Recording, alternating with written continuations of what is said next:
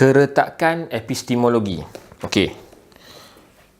Sebelum aku explain apa tu keretakan epistemologi yang diceritakan dekat dalam buku ni, aku sebenarnya jujurnya lah, bila aku baca buku ni daripada awal sampai habis, ada beberapa bahagian-bahagian tu yang aku offended. Aku rasa macam penulis ni dia bagi statement umum, dia pukul rata, dia buat generalisasi, generalization, dia buat generalisasi. Sebab dia macam nak kata seolah-olah semua orang bukan OKU ni layan OKU ni macam sampah. Macam semua orang bukan OKU layan orang OKU macam anjing ataupun lagi teruk daripada anjing dan sebagainya lah. Boleh baca kat dalam buku ni sendiri lah, muka surat 5. Aku bagi dah sikit-sikit. Tak boleh nak baca semua kan. Video nanti jadi 2-3 jam. Okey, contohnya dia kata frasa orang tidak cukup sifat dapat dirujuk kepada intisari istilah cacat itu sendiri. Bahasa yang diungkapkan ini cukup jelas untuk mahu menunjukkan bahawa OKU seakan perlu diasingkan daripada kelompok masyarakat hanya kerana ketidaksempurnaan mereka. Ungkapan ini jelas menggambarkan bahawa rupa bentuk fizikal telah menjadi ukuran utama kepada kesempurnaan seseorang manusia. Aku fikir assumption dia ke ni? Dan muka surat 6. Kalau tengok kan. Okey. Secara jangka panjang, pendekatan mewujudkan sebuah pendapatan khusus untuk komuniti OKU di tempat-tempat terpencil sepertinya menyorokkan atau mengasingkan mereka ke suatu tempat yang jauh daripada pandangan masyarakat. Hal demikian kerana OKU telah dianggap sebagai kelompok yang menjijikkan. Mereka perlu diasingkan. Tu antara assumption lah. Dia ada sambungan. Dia kata padahal OKU sewajarnya diintegrasikan ke dalam masyarakat awam supaya mereka berdaya saing dan bersikap lebih berdikari. Okey. Tu antaranya. Muka surat 15. Aku kena nyatakan benda-benda yang aku rasa bila aku baca tu macam dia ni over ke? Dia ni assume sangat buruk kepada orang yang buka OKU macam tu ke? Okey. Dia kata masyarakat yang tidak mempedulikan OKU akan menterjemahkan sikap mereka dengan membina bangunan-bangunan yang tidak memenuhi keperluan OKU. Inilah caranya masyarakat melakukan penyisihan sosial terhadap OKU. Mungkin ramai orang tidak menyedari bahawa apabila sebuah bangunan dibina dalam keadaan tidak mesra OKU, ia akan menghalang OKU terlibat secara berkesan dalam masyarakat.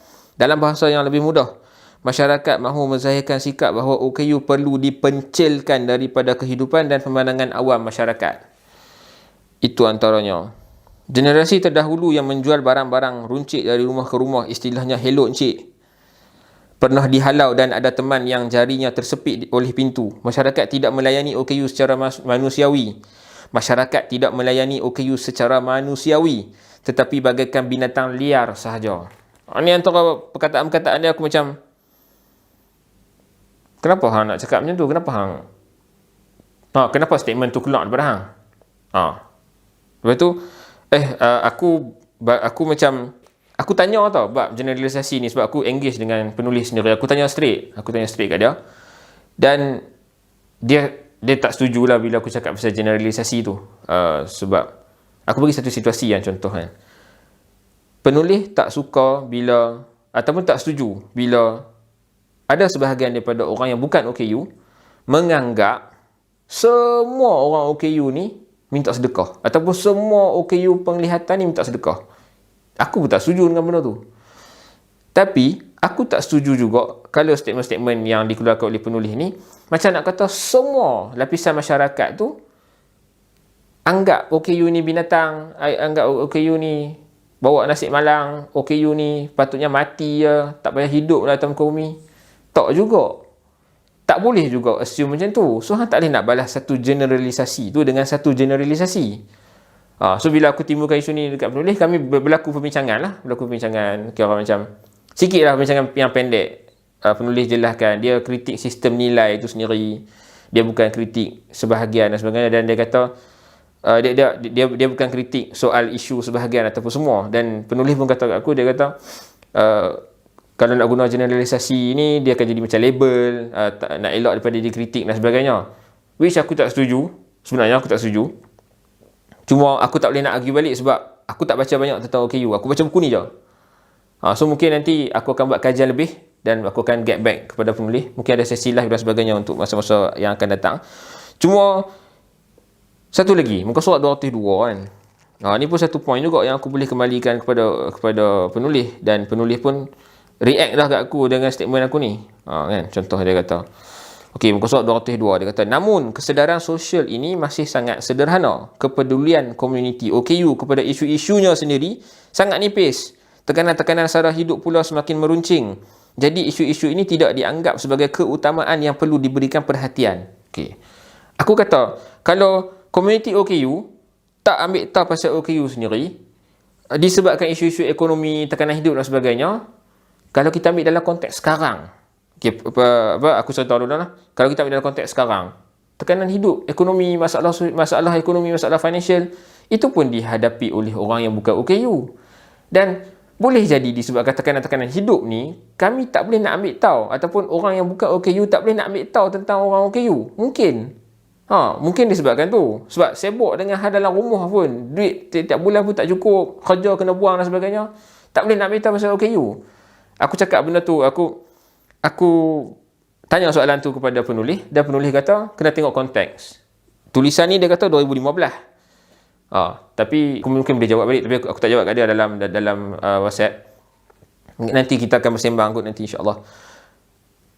Tahun 2015 tak ada ke orang yang bukan OKU? Tahun 2015 tak ada ke orang yang bukan OKU yang susah, yang struggle financial? Tak ada ke?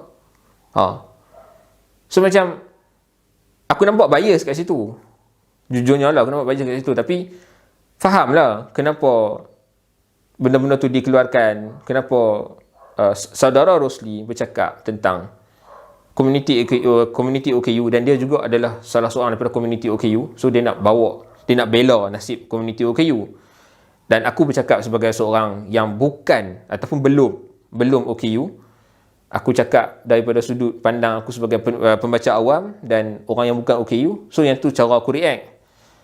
Dan kita kaitkan balik dengan keretakan epistemologi tadi, muka surat 251 sebenarnya diceritakan dekat dalam buku ni.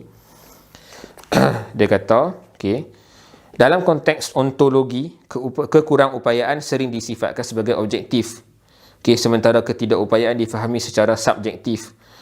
Dia kata, dalam pembincangan lain, ontologi tubuh dijadikan objek tumpuan berbanding kesubjektifan ketidakupayaan. Dalam kenyataannya, ontologi tubuh dapat difahami secara subjektif. Sebaliknya, ontologi ketidakupayaan dapat difahami secara objektif. Ini bermakna pengetahuan manusia dalam memahami ontologi kekurangupayaan dan ketidakupayaan terdedah kepada capahan kebolehtahuan yang dapat menyebabkan keretakan epistemologi. Apa yang mahu dinyatakan dengan keretakan epistemologi adalah bahawa setiap pengetahuan yang digunakan oleh manusia dalam memahami sesuatu perkara tetap terdedah kepada kesilapan pandangan alam yang tidak sistematik. Dia kata, aku ulang sekali lagi kat sini. Dia kata, setiap pengetahuan yang digunakan oleh manusia dalam memahami sesuatu perkara tetap terdedah kepada kesilapan pandangan alam yang tidak sistematik. Kalau aku guna statement general macam ni tentang keretakan epistemologi, benda tu boleh jadi kat semua orang. Boleh jadi dekat saudara Rosli Ibrahim sendiri. Keretakan epistemologi tu boleh berlaku kepada dia. Dia mungkin menilai dalam bias dia yang tertentu, dalam pengetahuan yang dia ada sahaja, dia menilai tentang OKU ni disisihkan dan sebagainya. Tapi pada masa yang sama aku terima je dia punya kritikan. Bila dia kata ada masyarakat yang tak melayan OKU macam manusia dan sebagainya, betul, aku setuju. Cuma aku je sabar. Aku tak selesa dengan statement-statement dia yang aku nampak generalize. Pukul rata je. Itu antara benda yang jadi perbincangan. Aku dah beritahu dekat dia dah, dan dia pun reply balik. Tak apa, mungkin at one point kita agree to disagree. Wallahualam.